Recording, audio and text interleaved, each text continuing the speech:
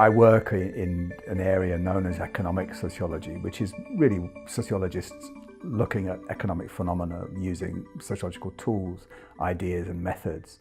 And one of the things we're very fond of pointing out is that the kinds of things that economists say are the consequence of free choice are nothing of the kind. They're the consequence of shared norms, structures, social networks, opportunities that are given to people through society, but also preferences which are shaped culturally. They're not simply taken freely from isolated Robinson Crusoe style individuals. So there's huge differences there.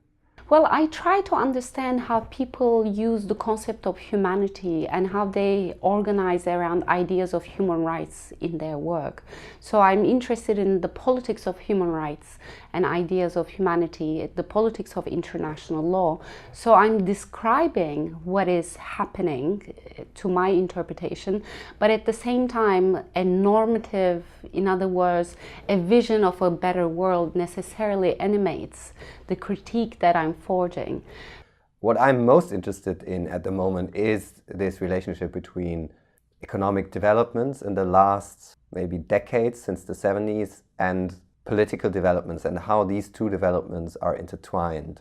The extraordinary sociological moment always comes when I'm literally and figuratively on the street. When I watch practices, when I talk to people, and I'm exposed to things that I had never anticipated. That's an extraordinary privilege, to be able to observe people, to talk to people, and in some ways to take their stories and then translate them.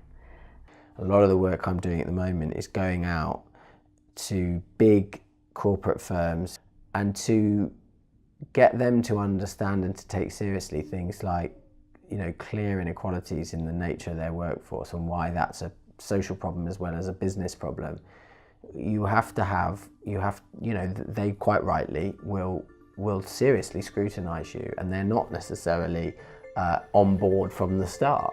So, I find that really stimulating, frustrating and difficult, but really important in the long term.